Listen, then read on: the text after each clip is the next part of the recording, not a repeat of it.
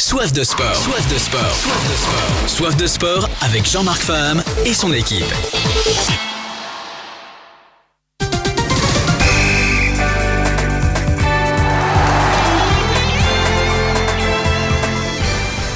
Voilà, donc nous sommes en direct des studios de RDI Guyane à Montjoly. On reçoit Jean-Marc Faham avec toute son équipe et pour recevoir des invités, différents invités. Bonsoir Jean-Marc. Vous écoutez RDI. Bonsoir aux auditeurs, bien sûr, 105.1 à Cayenne et 4.8.4 à Kourou. Bonsoir aux internautes, bien sûr, en direct sur Facebook et YouTube. Bonsoir Marc, une actualité, touche de sport, dans Soif de sport. On va parler équitation avec Mathieu Pépin, le à l'heure. Direct des écuries, bien sûr, il va tout nous dire comment ça se passe. On va même découvrir ce soir une écurie. On est en direct en même temps avec Paul Poudor. On va parler handball. Le président de la Ligue de hand est avec nous ce soir. Et puis va nous rejoindre dans quelques temps Wonder Karam, président Cosma Omnisport. C'est sur Saint-Laurent. On va aussi voir comment ça se passe dans l'Ouest. Le sport, Marc, c'est une activité très intéressante aussi. On va commencer avec vous, monsieur Mathieu Le Haller, Pépin. Comment est-ce que ça se passe? Vous êtes où en ce moment? Là, je suis à Curie, en ce moment même. Je viens de descendre de cheval et un groupe de cavaliers se prépare à la montée. Alors, les écuries de Montignéry, les écuries des Sources. Comment est-ce que ça se présente en ce moment? On voit derrière vous quelques chevaux. Avant de passer à l'actualité, vous allez nous dire comment ça va se passer cette année 2020 après cette difficulté. On est encore dans le Covid. Comment est-ce que ça se passe dans une écurie avec le Covid? On évite de recevoir trop de personnes d'un coup. Après, ça pose moins de problèmes que certains sports parce que c'est une activité de pleine nature où naturellement les distanciations sociales sont respectées. Un sport individuel, chacun sur son cheval. Quand on est à l'écurie, qu'on prépare ses chevaux, de toute façon au moins 2 ou 3 mètres entre les personnes puisque les chevaux ne sont pas collés les uns aux autres. Donc ça a moins de problèmes que d'autres activités. Donc en fait, depuis le 11 mai, vous avez recommencé une activité normale depuis le 11 mai, enfin plus ou moins normale, on va dire. Oui. Alors tout ce qui est compétition a été arrêté, mais l'activité classique d'instruction a repris normalement. Quand vous parlez d'instruction, c'est à un certain âge ou c'est que pour les adultes? Non, c'est enfants, adolescents et adultes. L'instruction, c'est l'apprentissage actif. Au niveau de la sécurité et aussi au niveau de santé, est-ce que les chevaux sont un risque? Nous, l'homme, on est plus un risque pour le cheval? Il n'y a pas de risque particulier. Simplement faire attention parce que le cheval est une bête imposante qui peut nous faire mal, mais elles sont bien adaptées et habituées au bruit et au mouvement des gens. Pour approfondir la question, Mathieu, est-ce qu'on peut contaminer un cheval ou on peut se faire contaminer par un cheval? Si quelqu'un asymptomatique, un cavalier par exemple, a monté un cheval, on sait qu'on peut aussi se passer les chevaux. Oui. Non, alors les chevaux, on ne peut pas contaminer les chevaux et ils ne peuvent pas nous contaminer. En revanche, ce qui pose des problèmes, c'est le matériel qui est propre au cheval, mais qui devient commun pour chaque pied. Donc, entre chaque séance, il y a une désinfection de la selle et du filet pour qu'il n'y ait pas de risque de propagation du virus. Et en plus, là, on a à l'entrée de l'écurie du gel hydroalcoolique. Chacun se lave les mains avant chaque séance. Quelle est l'actualité? Quelle est l'actualité? Vous pouvez nous dire du cheval en ce moment? Est-ce que la Fédération française d'équitation, est-ce qu'il y a un planning de fait? Est-ce qu'il y a des restrictions? Est-ce que vous avez des nouvelles à nous donner? Alors, il y a eu des restrictions de la Fédération qui ont eu lieu en France et en Guyane, qui ont été prolongées en Guyane dû à l'état d'urgence. Donc, on devait décaler nos championnats qui devaient démarrer en octobre allait démarrer qu'au mois de novembre. Mais la nouvelle vient de hier qu'on lève l'état d'urgence en Guyane. Donc, on va peut-être remettre en place le calendrier initialement prévu à partir d'octobre. La première date devant se courir chez nous aux écuries des Sources le 4. Est-ce qu'il y a un protocole qui doit être mis en place avec un passage de l'ARS justement dans vos écuries pour vous donner ce droit justement de commencer ce championnat au mois d'octobre? Non, pas de contre ARS. Par contre, on a un nombre de règles arrêtées. On évite de faire venir trop de spectateurs. On fait les remises des prix à la fin de chaque épreuve afin que les cavaliers n'aient pas à rester sur trop longtemps pour attendre la mise des prix de leur épreuve. Comme ça peut se faire dans certains autres concours où on fait une remise des prix en fin de matinée, puis en fin de journée pour les 3 épreuves qui viennent de s'écouler. Donc, on va éviter de garder une concentration trop importante de piquets de cavaliers sur chaque structure. Et du public et du cavalier. Au niveau justement des objectifs, donc un championnat qui devrait certainement, avec l'état d'urgence levé, commencer au mois d'octobre. Et la suite, est-ce qu'il y aura des départs, des compétitions hors la Guyane, ou tout va se passer cette année en Guyane à cause justement du... Alors ça, il est encore un peu trop pour répondre, parce que ça va dépendre de l'état des protocoles sanitaires au Suriname, en Guadeloupe et en Martinique à leurs dates respectives de concours. Puis on organise tous les ans le Grand Caraïbe, qui est un championnat de saut d'obstacles sur les 4 pays. La date de Guyane a d'ores et déjà été annulée parce que c'est la première de ce championnat qui a lieu en Guyane en octobre, mais qui donc demande une grosse préparation. Donc, comme on était en état d'urgence, la date de Guyane a été annulée. Donc on verra si à Noël, le Suriname est en capacité d'organiser son épreuve, et puis en février, la Martinique, et à Pâques, Guadeloupe. Ça va dépendre un peu de l'évolution du Covid dans les différentes îles. Donc, hormis le Grand Caraïbe, tout est concentré justement sur la Caraïbe, donc sur l'Hexagone, pas de départ, comme ça se pouvait se voir autrefois les autres années de cavaliers et de cavalières. Non, parce qu'en fait, les départs pour la métropole se font pendant l'été. C'est pour le championnat de France, qui donc cet été a été annulé par la fédération. Donc on verra l'été prochain si la fédération le maintient. A priori, je dirais que oui. On va profiter de vous, Mathieu, si vous voulez, de faire un petit tour justement dans l'écurie pour pouvoir montrer justement. On va revenir pour faire une petite visite, Mathieu, pour voir comment se comportent les chevaux, comment se passent les entraînements. Paul Polydor, bonsoir. On va rester. Mathieu, reste avec nous, Mathieu. Polydor, bonsoir. Le micro est coupé chez Paul Polydor. Le micro est coupé. Ça y est. C'est bon, voilà, très bon. Alors, Président, une nouvelle année un peu différente, parce que déjà, ça va débuter. Les perspectives pour le hand. Écoutez, déjà une très bonne nouvelle. Donc, le préfet lève l'état d'urgence. Donc, on va commencer à respirer, si l'on peut dire, d'un sportif. Pourront, si l'on peut dire, démarrer nos différents championnats et coupes. Alors, Monsieur Polydor, est-ce que vous confirmez la première chose à faire, puisque la période... Monsieur Polydor, vous confirmez donc que vous pouvez recommencer à fonctionner sur vos terrains de hand, donc dans des matchs d'équipe. Vous avez eu la confirmation? Pas encore. D'accord. On a obtenu la dérogation du préfet pour l'entraînement sur certaines salles. Par exemple, Kevin Séraphin et le CST, ainsi que le lycée Melchior, parce que le pôle s'entraîne au lycée Melchior. Mais il nous reste à obtenir de part de la CTG les autorisations qu'il faut, les protocoles aussi à respecter. Nous avons transmis à la CTG et à la préfecture nos protocoles. Ils les ont examinés, en tous les cas, le préfet les a examinés et a donné un avis favorable. Maintenant, il reste à la CTG de nous ouvrir effectivement ces infrastructures-là pour qu'on puisse démarrer à la fois les entraînements et un peu plus tard les matchs. Parce que certaines équipes ont commencé leurs entraînements physiques, si l'on peut dire, mais pas toutes. Donc, il faut qu'on prenne le temps que les athlètes se remettent en forme.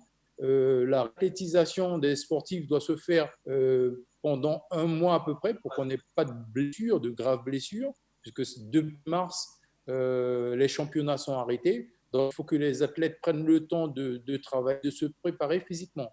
La saison sera longue. Je l'espère que la saison sera longue, sans perturbation, mais en tous les cas, c'est ce qu'on souhaite. On va prendre ce qu'il faut. On espère démarrer nos championnats d'ici le mois de novembre, tant effectivement que les athlètes se préparent. Est-ce que la Ligue a pu prévoir et anticiper un ancien sportif, vous savez que l'anticipation est très importante justement pendant les cas de Covid, cette période de confinement. Est-ce que le travail a été de prévoir justement cette rentrée, comment la faire, fonctionner avec les clubs? Est-ce que vous leur donnez des pistes, des billes justement pour qu'ils puissent mieux se préparer? Vous parlez de blessures si on recommence trop tôt. Est-ce que vous, au niveau du calendrier, vous avez prévu justement des matchs pour se mettre en route, on va dire, pas forcément des matchs de coupe, mais des matchs d'échange, des choses comme ça? C'est ce que je disais, effectivement, on ne va pas démarrer tout de suite les championnats, on va démarrer tout doucement, si l'on peut dire, par les coupes. Il faut savoir qu'on a des demi-finales, ensuite des finales à jouer, donc ça veut dire qu'il y aura 4 équipes qui vont démarrer la saison, pendant que les autres vont poursuivre, si l'on peut dire, en préparation physique. Après, effectivement, chaque club aujourd'hui, en Guyane, en tous les cas, de point de vue handball, a son propre préparateur physique. Donc, nous, Ligue, c'est pas trop notre fonction de leur donner les consignes qu'il faut concernant la préparation physique, mais c'est surtout leur donner le temps de préparer et mettre en place les protocoles qu'il faut que justement tous les clubs puissent avoir le minimum de bobos, si l'on peut dire, quand on va démarrer la saison. Tout à l'heure, vous nous parlez des pôles. Est-ce que justement vous êtes penché sur les pôles, sur les plus jeunes? Qu'est-ce que vous pouvez nous dire dessus, Président? Mais absolument. Les pôles ont démarré en même temps que la rentrée, puisque les élèves qui sont des scolaires, qui sont à la fois des collégiens et des lycéens. Donc, effectivement, ils sont en train de peaufiner leur reprise avec un préparateur physique. Hier justement, j'étais avec eux, ils étaient en train de travailler sur mon tableau, là, en faisant des actionnés, en se préparant physiquement, comme se prépare n'importe quelle athlète de n'importe quelle discipline, dans tous les cas. Voilà. Au niveau de la Fédération française de hand, vous avez eu des directives. Qu'en est-il des matchs nationaux, justement, où certaines équipes de Guyane partaient vers l'Hexagone cette année 2020-2021? Ça sera aussi une continuité ou par rapport au Covid? Est-ce que vous avez des informations là-dessus? Écoutez, j'étais en visioconférence à 14h avec la Fédération française, avec le pôle médical, où effectivement certains protocoles ont été mis en place. Les choses ne changeront pas en tous les cas. Toutes les compétitions qui étaient prévues et qui sont prévues, c'était au calendrier, c'est-à-dire les départs sur les interpôles, les interligues, etc.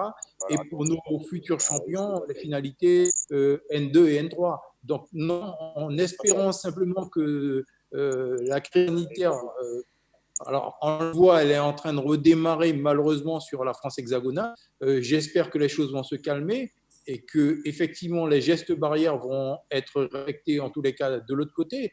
Parce que chez nous, j'espère qu'on a compris et que chacun fait ce qu'il faut pour que on ne se tourne pas en confinement, quoique bon, c'est pas la solution effectivement qui est mise en place à la fois sur l'Hexagone, mais je pense aussi en Guyane. Il faut qu'on responsabilise chacun pour qu'effectivement la saison puisse se passer dans de meilleures conditions. Et tous les championnats, toutes les coupes, tous les événements sont maintenus avec que ce soit la Fédération française ou peut-être un peu plus tard, on le verra. Les choses sont en discussion avec l'IHF en ce qui concerne Justement, j'y arrivais, Président, sur la Caraïbe. J'y arrivais. Oui, voilà, on avait de bons résultats, Jean-Marc. On avait de très bons résultats. On a suivi des matchs.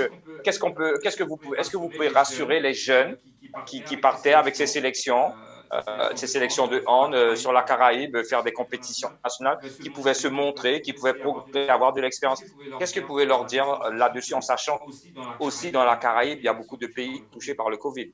Enfin, on n'est pas concerné par la Caraïbe, on est surtout concerné par l'Amérique du Sud, d'accord? La Caraïbe, non. Oui. Donc, pour l'instant, l'IAAF est en discussion avec les pays de l'Amérique du Sud.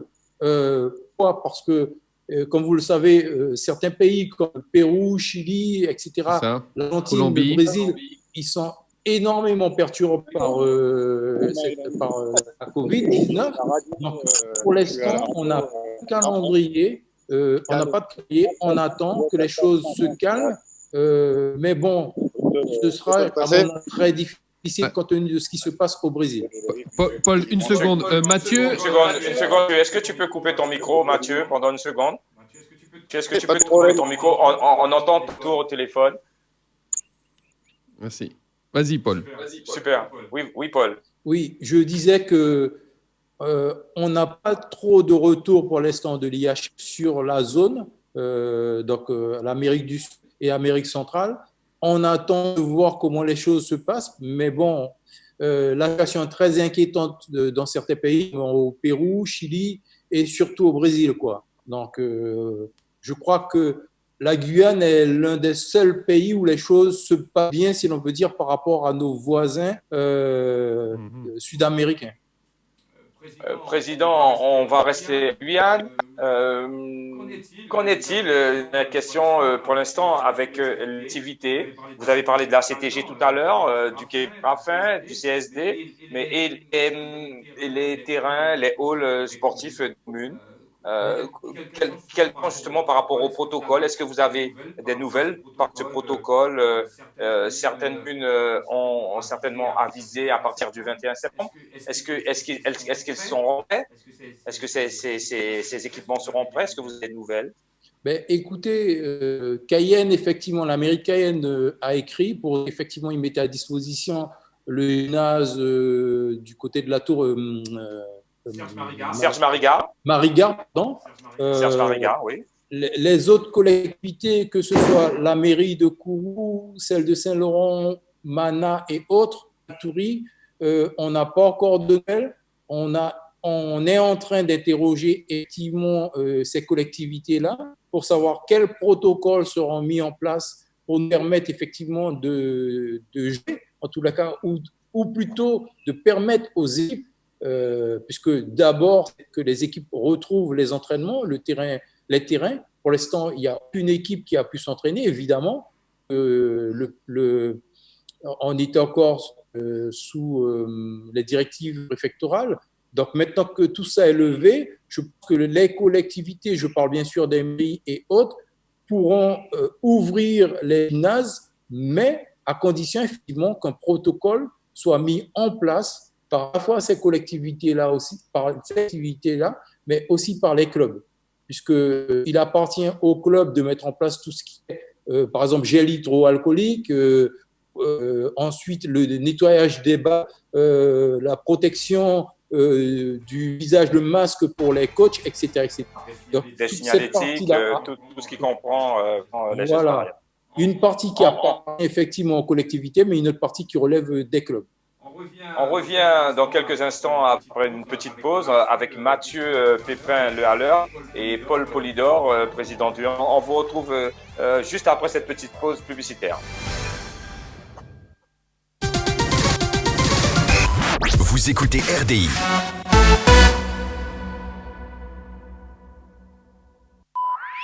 Tous les matins, 6h, 9h. Du lundi au vendredi. Jean-Jacques Bourdin analyse l'essentiel de l'actualité. Sur RDI, en Guyane.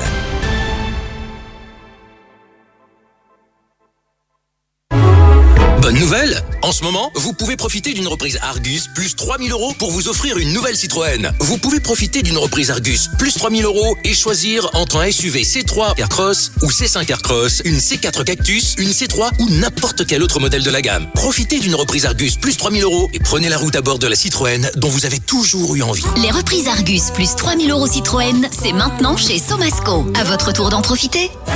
Citroën. Voir conditions chez Citroën Somasco à Cayenne, Kourou et Saint-Laurent.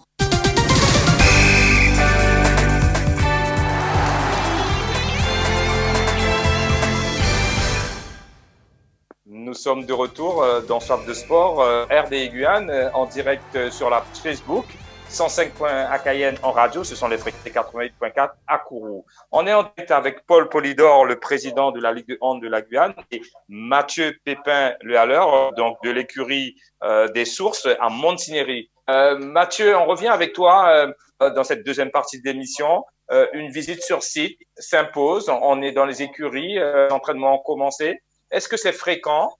Toute semaine, il y a des entraînements. Est-ce que tu peux nous faire découvrir un peu le site? Oui, donc il y a des longs tous les jours en fin de journée, plus le mercredi toute l'après-midi. Donc là, on est. Combien d'écuries il y a en Guyane? Combien d'écuries il y a en Guyane, Mathieu? Il y a 8 écuries en Guyane, réparties entre Cayenne, Rémire, Moria, Kourou et Na. Pour tous ceux qui nous entendent, c'est possible encore de s'inscrire. Les écuries ne sont pas complètes. Il y a possibilité de... Bien sûr. On peut s'inscrire tout au long de l'année dans tous les clubs hippiques de Guyane. On va revenir tout à l'heure sur les visites ou sur les portes ouvertes, justement, pour la population. Tu vas tout nous dire dessus. Pour l'instant, on est en train de découvrir justement l'écurie Montignéry, l'écurie des Sources, Mathieu. À peu près combien d'hectares? On est sur 10 hectares. Qui couvre à peu près combien de juments et de chevaux en général qui fréquentent cette écurie? Alors nous, on a 14 chevaux sur site, plus quelques chevaux de propriétaires qui se déplacent pour prendre des cours, qui ont leurs chevaux chez eux et qui viennent au club avec leur équidé pour monter. Alors, c'est autorisé en Guyane d'avoir son propre cheval chez soi et de pouvoir, quand on a besoin, de l'emmener à l'écurie pour faire les entraînements, mais de le nourrir. Comment est-ce que ça se passe quand on a son propre cheval chez soi?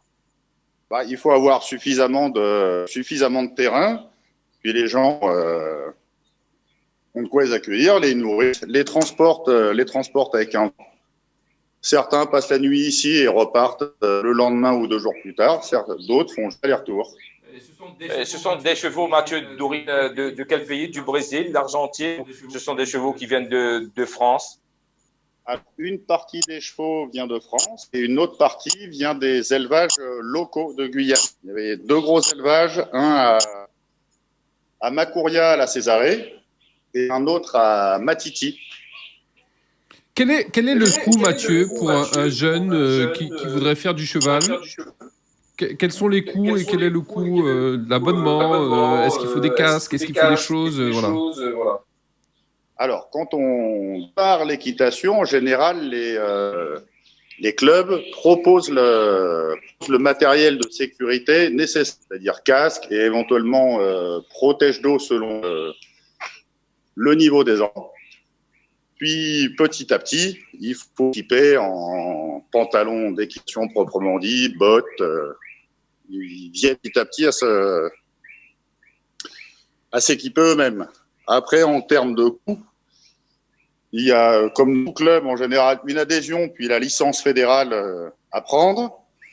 Et ça tourne autour de 600 € l'année pour une leçon par semaine. D'accord. Voilà. Avec en faisant une petite compétition ou c'est seulement des entraînements selon le niveau, Mathieu? Alors, voilà, c'est selon le niveau. Il y a d'abord l'apprentissage, puis quand les cavaliers commencent à se débrouiller un petit peu, ils sortent en compétition. On a différents niveaux de compétition, que ce soit en dressage ou à l'obstacle, un peu comme dans les autres sports, avec un niveau de difficulté qui va crescendo en fonction du niveau d'aptitude cavalier. Donc là, nous sommes à quel endroit là du site, Mathieu? Alors là, nous sommes dans la salle de club du site. Voilà, c'est donc le lieu de vie du club qui fait face à la carrière. C'est donc ici quand nous organisons le cours que l'on reçoit les cavaliers et le public. Donc Jean-Marc, juste pour rappel, pour ceux qui nous suivent sur Facebook ou sur YouTube, ils peuvent voir ces images-là, parce qu'on est en direct en radio sur Facebook et sur YouTube. Exactement, Marc. Donc, sur la question de Marc, sur les journées portes ouvertes, est-ce qu'on peut s'inscrire toutes les il y a un site, Fédération française, Fédération de Guyane d'équitation, ou c'est sur le site de la Fédération française pour retrouver l'adresse? Alors, sur le site de la Fédération française, les adresses de tous les clubs hippiques Guyane sont présentes, et il y a aussi sur le site du Comité national d'équitation de Guyane, l'organe local de la fédération, les représentants de la fédération ici. Donc nous, on a fait une journée porte ouverte le week-end dernier, dimanche, qui s'est très bien passé, avec pas mal de monde qui est venu découvrir les chevaux, des plus petits et des plus grands. On fait pas mal de baptêmes poney, quelques initiations. Avec, effectivement, c'est un petit peu moins festif que d'habitude, puis tout le monde porte un masque. Geste barrière oblige. Qu'est-ce que le Covid a changé dans votre comportement, justement? C'est un peu, ça a coupé un petit peu la convivialité, ou finalement ça n'a pas trop changé dans vos comportements ou dans le comportement des jeunes? Un petit peu, ça a surtout plombé la dynamique équestre et de concours de Cannes. Parce que ça n'a tellement posé trop de problèmes au sein des clubs, parce que encore une fois, c'est une activité de nature très ouverte où personne n'est confiné. Mais par contre, on a tout ce qui relie les clubs entre eux, qui est tout de suite compétition, a été complètement stoppé. D'accord, donc la vie au sein des clubs a fonctionné, mais c'est l'interclub qui a été un peu ralenti. Oui, exactement. Donc, on va le rappeler, Mathieu, donc le Grand Caraïbe annulé en Guyane, parce que c'était le premier qui était donc peut-être sur le Suriname et la Caraïbe. Et puis, le reste de la saison se passera normalement dans les différentes écuries de Guyane. Reste avec nous, on va terminer aussi cette émission avec Mathieu. Donc, Paul Polydor, on a parlé de la saison. Qu'en est-il pour la Ligue des partenaires, le développement justement chez les jeunes? On sait qu'on a voulu aussi se positionner dans les écoles pour faire un travail de masse. Qu'en est-il justement à cette rentrée des classes? Est-ce que la Ligue est active avec l'éducation nationale ou avec d'autres partenaires? Mais pour l'instant, on démarre notre saison. On n'a pas pu mettre grand-chose en place. J'en profite d'ailleurs pour dire que nous allons aussi lire, il y aura une nouvelle élection le 3. J'y arrivais, on est dans une olympique, oui, j'y arrivais tout à l'heure. Donc les élections se feront le 3 octobre. Pour l'instant, on n'a pas pu mettre grande chose en place, puisqu'on démarre, je vous dis. On était dans l'attente justement de certaines décisions. Elles sont prises. Aujourd'hui, on va pouvoir effectivement mettre en place certains partenariats avec l'éducation nationale. C'est déjà chose faite, puisqu'on est en partenaire avec l'éducation nationale sur le pôle et la FRES. Donc, ce sont des choses qu'on va pouvoir accélérer et puis mettre en place aussi certaines sections sportives, puisque je sais que des clubs ont fait la demande à la Ligue. On va pouvoir les appuyer, passer des conventions à la fois avec le rectorat, mais aussi avec l'UNSS pour tout ce qui est développement du handball dans les écoles. Et pourquoi pas aussi avec l'USEP, puisque l'année dernière, nous avons eu l'occasion aussi de faire des journées de découverte du handball avec... Paul Polydor, par rapport en tant que président de Ligue, est-ce que vous avez fait le tour de tous les clubs pour voir un petit peu quel est le taux de renouvellement des licences? Est-ce que le Covid a ralenti un peu les réinscriptions, ou est-ce que tout se passe normalement? Disons que pour l'instant, on est à 100 licences qualifiées. J'étais en train de regarder un instant, on a une centaine de licences qualifiées. Malheureusement, les clubs attendent effectivement qu'on leur propose un calendrier, puisque les clubs comme nous-mêmes, on était dans l'attente de certaines décisions. Les choses sont faites, on va sortir les calendriers Et comme d'habitude, une fois que les calendriers sont sortis, à ce moment-là, ce sera que les clubs font les licences où on a des difficultés, en tous les cas, de sortir les licences tant que, premièrement, la rentrée scolaire ne s'est pas faite et les calendriers ne sont pas sortis. Une centaine de licences là, entre le 1er septembre et aujourd'hui, une centaine de licences. Je pense que d'ici quelques jours, une fois que les calendriers seront sortis, aussi bien les calendriers que seniors, eh bien, les clubs, une fois qu'ils auront repris les entraînements, les licences vont se faire pour atteindre, je l'espère, un peu plus de 1600 licences cette année. C'est pas faute du Covid, hein. C'est une habitude, hein, Président, que les clubs attendent la dernière minute pour que les membres, les joueurs même, puissent faire leur licence. Tout à fait. Il y a des paramètres qu'on observe, c'est tant que la rentrée n'a pas démarré et tant que les calendriers ne sont pas sortis, il y a très peu de licences qui sont faites. Merci Paul Polydor. On va faire un petit tour entre vous deux. Hein. Mathieu Pépin, le Halleur, Guy à l'écurie des Sources Tineri. Donc, est-ce que vous pouvez nous rappeler un peu le début de la saison prévue et aussi les temps forts qui aura lieu dans la saison 2020-2021? Donc là, la saison du championnat de Guyane va peut-être redémarrer le 4 octobre, ce qui était la date initialement prévue. Le 4 octobre. Va s'installer jusqu'à fin mai avec des concours en dressage et en saut d'obstacle. Les écuries des Sources, le club hippique de Cours et les écuries de Fort Diamant à Mato.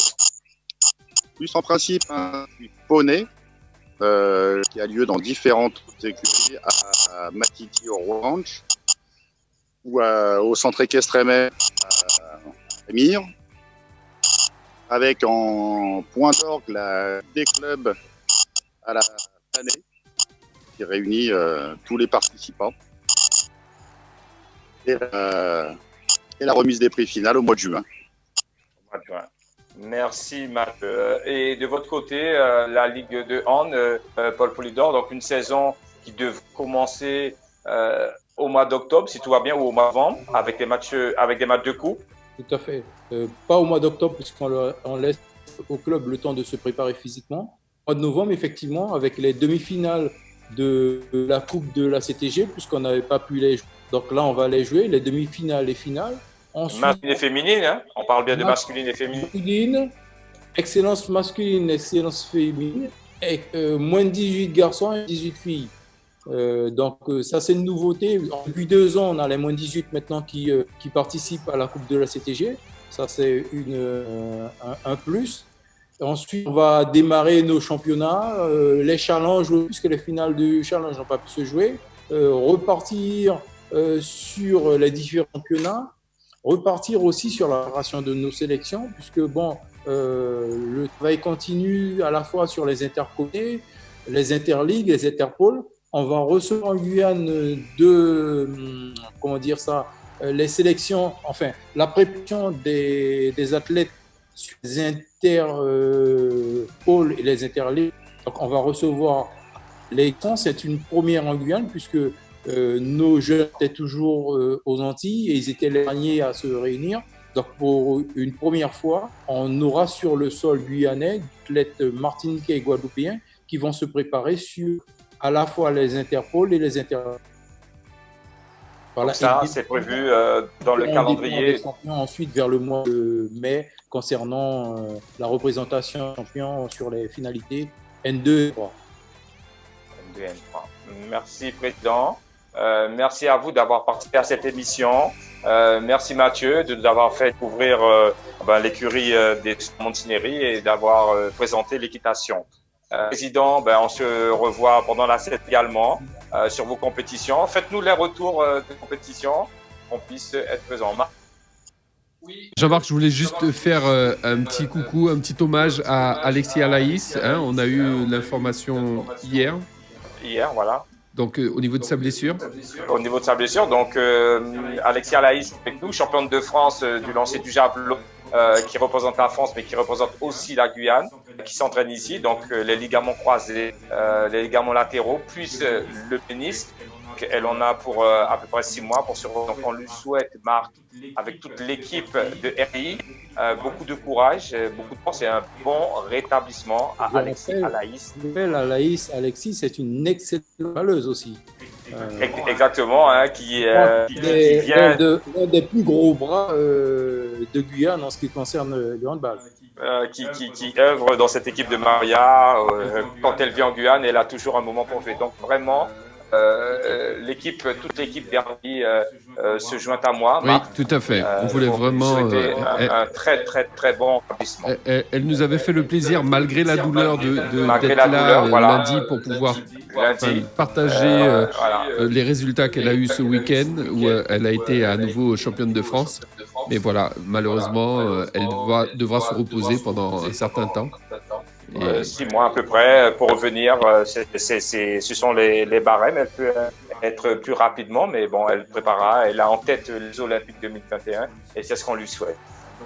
Donc, on dédie cette émission à Alaïs. Belle et bonne soirée à tous. Merci Mathieu.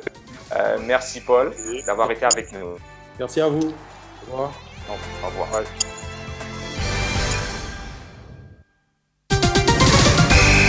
Soif de sport. Soif de sport avec Jean-Marc Faham et son équipe. Vous écoutez RDI.